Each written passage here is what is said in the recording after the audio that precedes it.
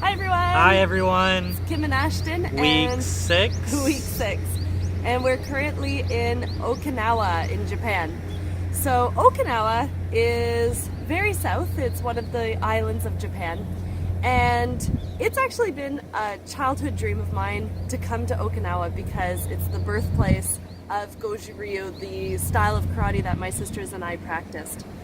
So it's been really wonderful. We actually met a friend at Tanya's wedding, if you recall. Our very first week when we were in New Zealand, we went to a wedding. Well, we bumped into a complete stranger, another person attending the wedding, and she said, "Hey, I live in Okinawa, you should come stay with us," me and my roommates. And we said, "Yeah, okay, we will."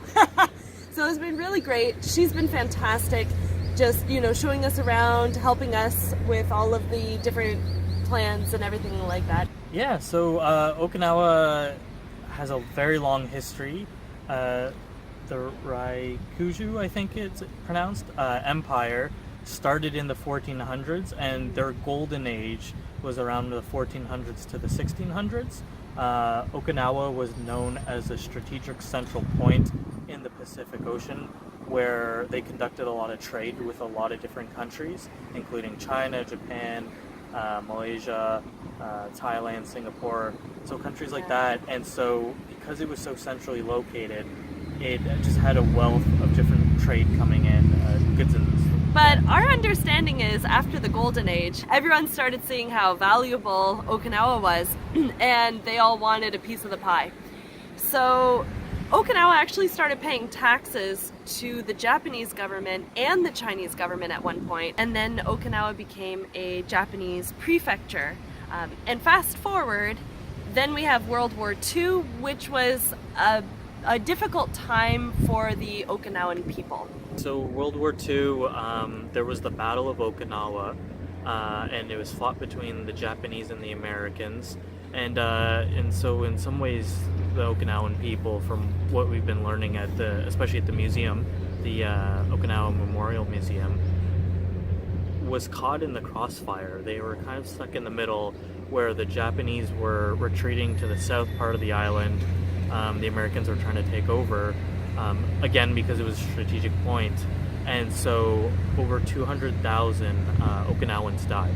And so more civilians than people in the army, actually. And that's because of, a large part, because of the crossfire. And so if anyone wants to read up on it, it is a little difficult to read some of the stories, but I think it's well worth it. And so it's the Typhoon of Steel, Yes. if you're interested in reading more. Yeah. I think it shed a lot of light and made us appreciate Okinawa a lot more.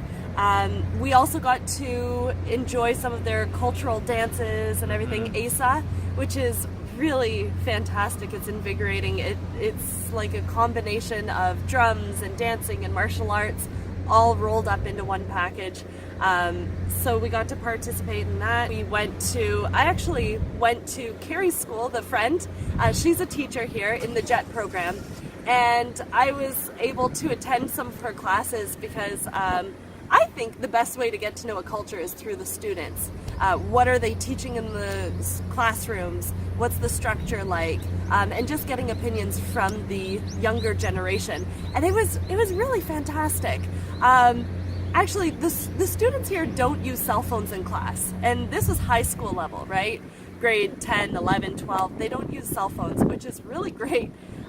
Although it is quite common for them to fall asleep in class, and it doesn't bother teachers at all.